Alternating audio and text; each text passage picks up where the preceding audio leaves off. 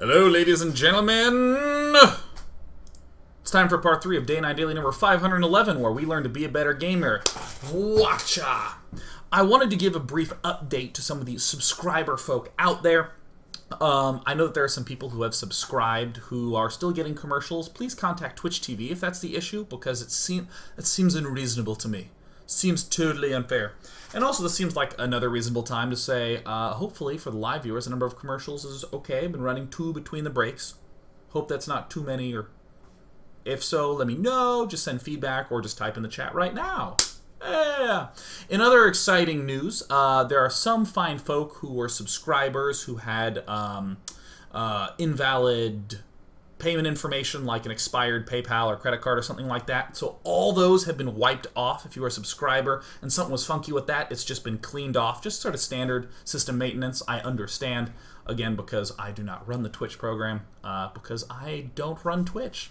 So if for some reason you are unsubscribed when you didn't intend to, just resubscribe. It was all part of that cleaning process. And if there was an error, I'm super sorry.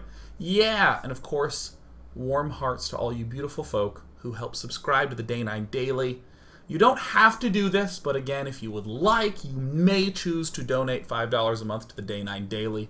Do fun things like subscriber mono battles, enter in some Heart of the Swarm key giveaways, which is actually sort of automatically happening. So if some of you have received a Heart of the Swarm beta invite from me, then there's actually no mystery because you know it was from me. I'm so coherent that we're going to talk about this here show. In part 1 and 2, we got to see a variety of... I almost knocked a glass off my table when I swept. Excellent. A variety of Widow Mine bullshit. Flipping tables. I'm gonna flip my mouse pad. So we got to see a variety of uses of the Widow Mine in the Terran versus Zerg matchup. We saw this kind of cheesy, super fast drop thing that, again, killed Sasquatch. But we also got to see that the counterattack of Zerglings was extremely potent, even though there were not that many. The Widow Mines are not very good at doing the overtime space control.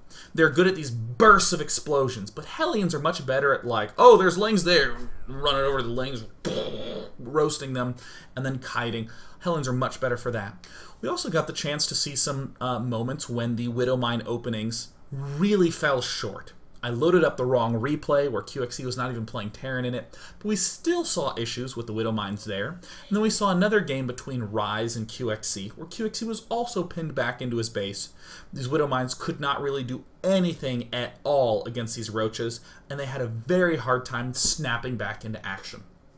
Then we got to see some cooler, longer games where things were a little more smooth.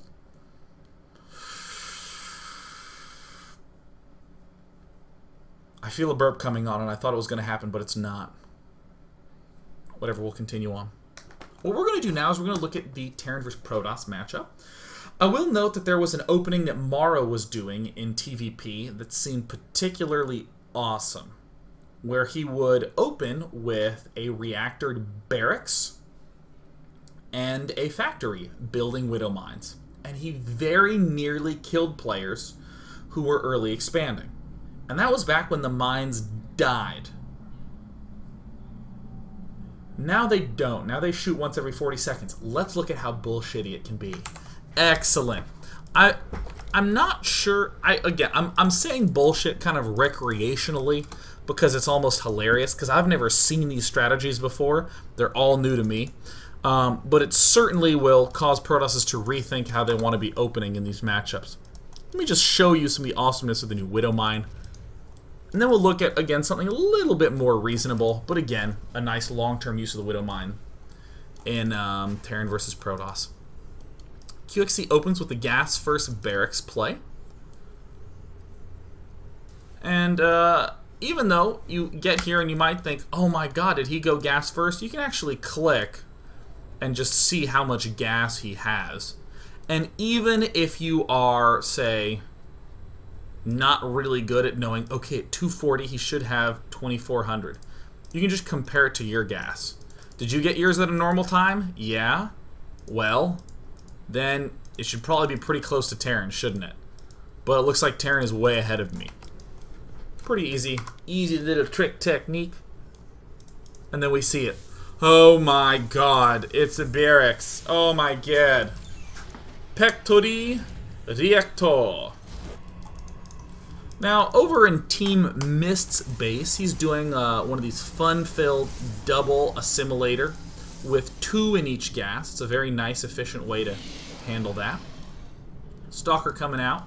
We also see Mist snatched up this gas geyser because he was like, nope, don't want you going for them Banshees.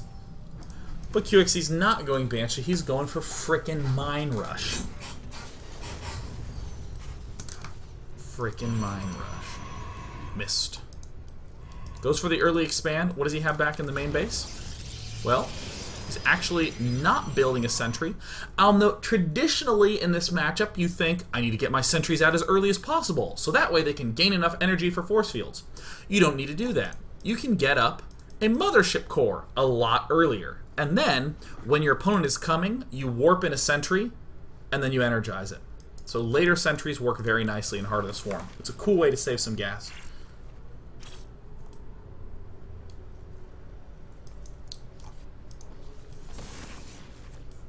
So, yeah. So suddenly this is a situation that's going down. The Marauder Mine Push. Now, I want to look at the timing right now. 6 minutes and 10 seconds is about the time that you're like, well, I want to try to hit him before then, so that way he doesn't have Warp Gate done. That's a very common timing in this matchup. So you'll see a lot of early 2-racks pressure, be trying to hit just before that point in time. Is the Mothership Core out yet? Where's the Mothership Core? There it is. Found it. Found it. Oh, I love this squeaky chair. So then, Burrows still hits the Mothership Core for almost critical damage. This Marauder is just insurance, because you know like hell they're going to try to target fire the Marauder when there's frickin' mines burrowing in front of them. I bet. Look at this. Yeah, get your damn Warp Gate done. I don't give a damn. Probe's now desperately trying to kill off the mine. Was it worth it? You tell me. Retreat. Get out of there. Oh. There goes one. And... kill it. Oh. Oh. And we're just gonna go ahead and reburrow here. Oh! Ah! Ah! Stupid mouse! Ah! I don't know why it does this, but it does. Stupid mouse. Well, we're back, and I'm sorry about your ears. It could be a mouse. It could also be that aliens have invaded Earth and they've decided to communicate with the whole species via the most popular show on the internet. Clever aliens, you certainly know how to get your content to as many people as possible for free if they live in an area with broadband. Fantastic. Alright, meanwhile, back to this seemingly unstoppable strat. I'm not sure what the adjustment would be, but keep in mind, I think that this is it. This good old Purifier Beam, where it's a freaking cannon. Does it actually show the attack stats on it? I don't even know where you look at the attack stats, but I will come back to right here at this here 5-minute mark. So we have our Mothership Core that gets constructed. Where is the Mothership Core? Here she comes. Come on, little Mothership Core. Our Nexus is actually done. If we get our Mothership Core up a smidge earlier, we might be able to purify that Nexus, but I'm starting to think that might be an impossibility. Yeah, what is it? It's 2 energy per second. So that's like 2 minutes, so you need to get your Mothership Core out at like 4:20, 4:10 to be able to purify in time. Probably not going to happen. Either way, isn't this awesome? Oh, we're feeling good. Oh, there's still mines all over the place, by the way. All right, so this is gonna be fairly hilarious. Yeah. Oh, here's the observer. Quickly, observer, detect. Detect, observer. Oh wait, these shoot up, don't they? Yep. The mines can actually kill the observers.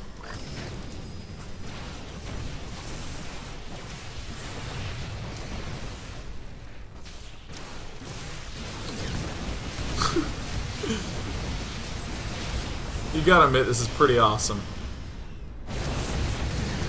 Oh, well, better back up. Better back up. Better back up. Oh, and oh. Okay. All right, are we good? Are we good? Yeah. Meanwhile, QXC's once again going Banshee Hellion. Excuse me, Banshee Widowmine.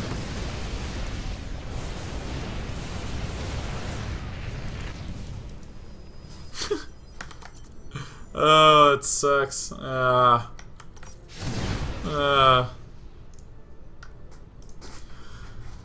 what I'm going to do is I'm actually going to stop because I think no one is surprised if I say that Mist dies shortly. I am a beacon of wholesome truths. What I will note, though, is that that, once again, looks totally frickin' broken, right? You just look at that and you go, how do you... when the mines get in, it's terrible. But I want to remind you of something that everyone has seen time and time again and doesn't think is total BS. Like imbalanced, broken stuff. Oh, yeah. Aw, yeah, I'm popular. The felicity. Shut up, Sean. Look, let me tell you about it. Something that people don't find to be too unreasonable are Hellion run-bys. Trying to just send some Hellions in and killing off workers. And everyone has witnessed that game where 4 Hellions get up, kill 20 workers, and that's the end of the game. It didn't really work, right? So in the mines, that's their version of just getting up into the main base and there not really being an issue. So what I want to show off again is something that looks like a little bit of a failed push. That will allow us to see that mines don't need to just rush in and kill the other dude to be awesome.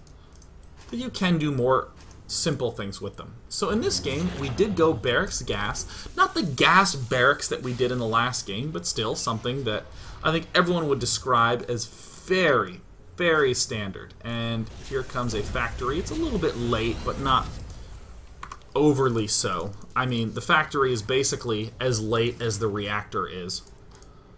So even if your factory's 10 seconds late, it doesn't really matter, because as long as the reactor's on time, you're on time. Command center going down. Doesn't this look like a familiar build? And if you said no, then you actually probably don't play StarCraft. Here is our double mine thing coming out. Meanwhile, we see Mist is doing essentially the same build. Stalker off one gate, had the double gas up early, has the mothership core coming out, has the robo facility coming out. Is walling off with 2 gateways instead of 1. Here come our friendly 2 mines. We are slightly delaying the addition of this Marauder because we built a whole extra command center in there. But these are nearly as fast as they were before. A slight smidge of a pinch delayed. So here we see some nice kiting potential from Mist, but he kind of messed that up a little bit by being a little bit too timid. And again, mines can shoot observers, so even with that significant flub, suddenly the push has been thwarted completely easily. Like, even with a significant loss of an observer early and not getting extra kiting off and losing a stalker, Mist is fine. This actually got his frickin' Immortal out. He's got a lot of energy to Chrono Boost. Certainly has plenty of energy to re-energize and then Chrono Boost. So let's see. What does QXC do in this position? He's still making mines, still making Marauders, an attempted follow-up push. Certainly mines are good, but pretty much did no damage there. I will point out that it looks like QXC has lost less than missed. All the mines did not show up in the units lost tab. Still don't know why the hell that's the case, but this is true. In fact, QXC has lost more like 1,000 or so. He's lost 6 or so mines in the course of this, so that should be much, much, much, much, much higher. Much, much, much, much, much higher. So QXC returns back to kind of a space control role. Now, what do you ordinarily see Protosses do in this position? Well, exactly this. If they are going for this Robo Forge as +1 armor out, normally you see +1 armor out first. And then, yeah, 5 gate with Blink, completely standard. Standardized by Squirtle in his final match against MVP in the GSL. Very epic match, very solid opening. Used by Squirtle throughout. So we're missed. We are doing our quote-unquote standard thing. We are seeing, wow, a hell of a lot of factories making pretty much only mines. My instinct is to say, with careful observer control, we should be going mostly stalkers. And probably some, well, yeah, we may as well make these High Templar Stormers up there, because, let's be honest, he's probably going to be doing something different at some point, right? I mean, the answer is no, but I'm just thinking like a normal person would.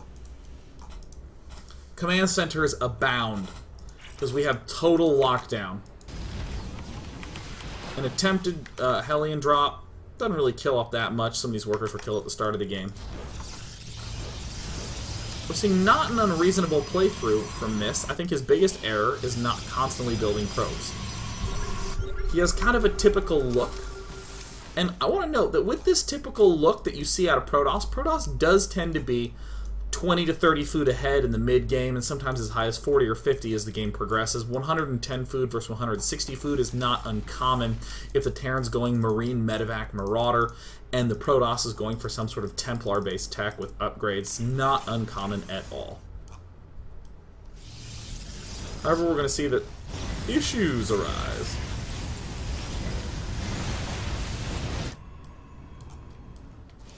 Going to speed it up so that way we can take some brief questions and then I can go off and get dinner. Totally going to go get Ethiopian. Yadoro Tibbs are the greatest thing ever. So we see kind of a charge out to just pick off these mines, kind of one of these rampant, damn it, I'm just going to go kill it type of things. Not turning out so well as we just lost the observer. And again, we see this sort of positional manipulation. Oh, you are sending your units up through the mines that way? Well, I see an opportunity. Mass harass. Now, this isn't just derp, I'm doing damage, hooray. This was kind of a nice timing that we saw because of this.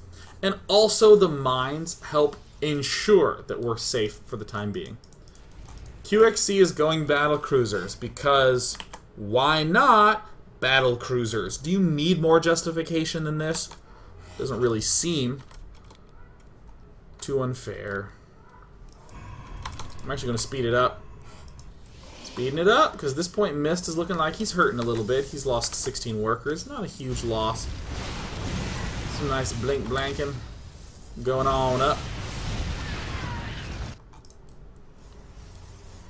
This certainly interests me a lot. Now, I will say, if there's a Colossus out there, it becomes a hell of a lot harder. Observers do have quite significant sight range. There's a moment here that will just hurt everyone. It'll just hurt them. Oh, this hurts. Okay, just running out. Observer 1 down. Storming. Oh. Ooh. Oh. No. Yep. Stings, doesn't it? Hurts. Retreat. Attack. Retreat. And... okay. Now, I'm gonna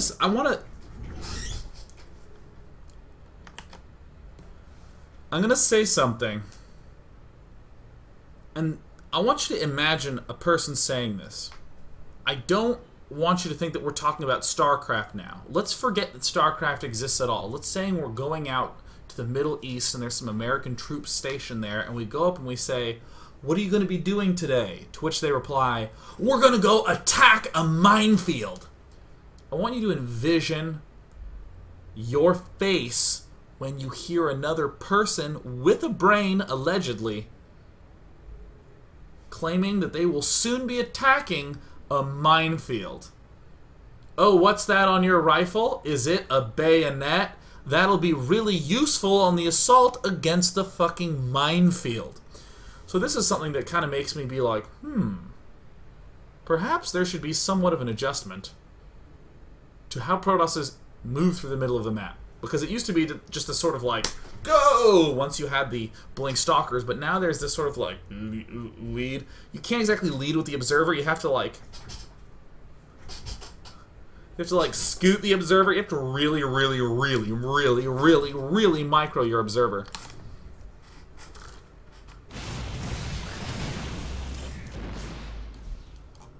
We're just having a mine party. The tragedy, and the unit's lost tab. It is inaccurate and yet still painful. After all has been said and done, I will note that there's surprisingly not much for the Terran. He has 7 battlecruisers, 2 ghosts, and that's literally it. That's a surprisingly small amount of stuff, to be quite fair. Now the Protoss is going double Tempest because, you know, Heart of the Swarm, you know? Tempest, man, come on, man. Observer tries to go up and check out what's up in the mines, but gets killed off because there's mines, you know. You know how it is. Opportunities arise, killing it off, you know. Yes, the counter to the mine, the Tempest. And the Hellion. And the unit. Well, he's going Ghost Battlecruiser.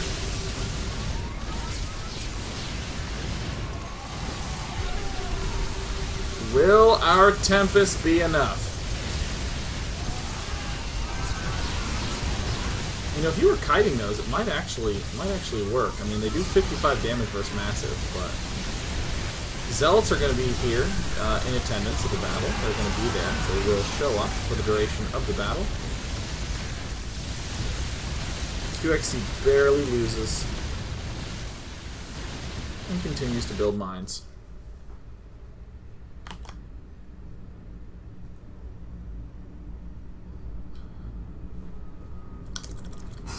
Let's go ahead and take some questions, because tomorrow is going to be October Continued, where we optimize things. Yeah.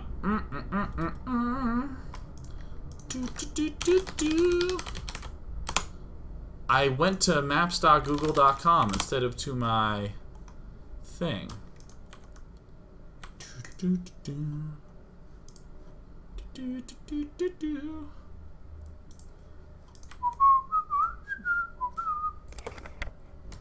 Alright, let's see here. Ivan the 8th says, Day 9, I feel like mines are going to completely shut down harassed by air. Do you think there is a way to make Banshees, Drops, and Mutas work with the current build for Widow Mines? What do I think about air harass? What do I think?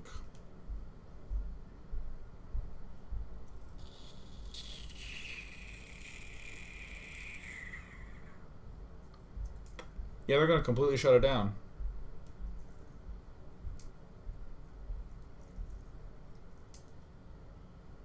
I mean, basically, right? How would you make that work? Maybe you can do things like have a leading Mutalisk. It's going to be a lot harder to do cloaked Banshee type harassments. Actually, I mean, yeah, on a really basic level, that's true.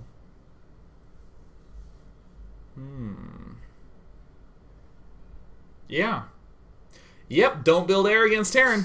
Various Mute says, Day 9, do you think mines will start to fall out of major use as players start to adapt to them and find ways to make them relatively useless with better detection control? I think that they will become minor over time. Perhaps with the exception of this like mass Widow Mine in the middle of the map versus Protoss. That seems to be the only one where I think that you could probably get away with building like 10 to 20 to really lock down some space. And then hell, you build 2 Vikings, and whenever he starts working away at the Widow Mines, you scan and kill off the Observer there. Even if they make Widow Mines unable to shoot up. But I do think that they'll start to fall out in number, but not in terms of like frequency. Like you might see them every game, but instead of building 50 or even 10, players will always build only 2. Think of the Hellion. I think that they're going to operate in a really cool way, that way the Hellion operates, where the Hellion, you'll only get 4 to 8 ever in a game, but you desperately need to have those 4 to 8 there. So I'm really excited to see those sorts of things occur. I'm going to take 2 more because I have hunger. Because I have hunger. From Loch Nessie, Day 9, what ways can a Protoss regain mobility in mid to late game versus mines? I honestly think that there's going to be probably some cute tricks that pop up, like having an Observer follow a Stalker and then just sort of like walk with the Stalker to try to clear out the mines. I think that that could be a really nice way to make the Terran kind of go, holy shit. You either kill off the Terran or... yeah, you either kill off the Terran by removing all his mines and then slowly pressing on forward to his front, or my brain died. Or you're going to encourage Terran players to go, oh yeah, maybe I should back off on the mines. But I think that something that simple is actually all that it'll really take. I mean, hell, even going something like Colossus is going to be just freaking huge, just destroying, ripping through the mines. That's probably going to be the big one that'll make people go like, oh, maybe I should have done something different. And probably the response from Terrans is going to be to make more Cloaked Banshees. If that's the issue, going for some sort of like extended air mine thing, where you have Banshees and Vikings. Hell, even 2 Starport might become popular, just to get 2 to 4 Vikings out. Because if the Colossus is the one that has to clear out the mines, then you position the Vikings right there to kill it off. And if he's going for a Colossus and Observer to kill off the mines, where the hell is the rest of his gas going? Not in the Stalkers, so that's where the Cloaked Banshees come in. In the meantime, you expand as Terran. Seems to be a lot of possibilities from the Terran side. I'm trying to think of how were the other things going to work? Last question from HJax. Day 9, how should a Protoss player react if they were, say, going Stargate to seeing Widow Mines? This is something that I've been thinking a lot about, and I genuinely wonder about things like being more aggressive and lifting up the Widow Mines. Probably going to have an Oracle stay at home, so that way it can just do like the little preordained detecty thingy. Does it have that ability still? I like forget what the status is on the Oracle, because it literally changes way huge from patch to patch. But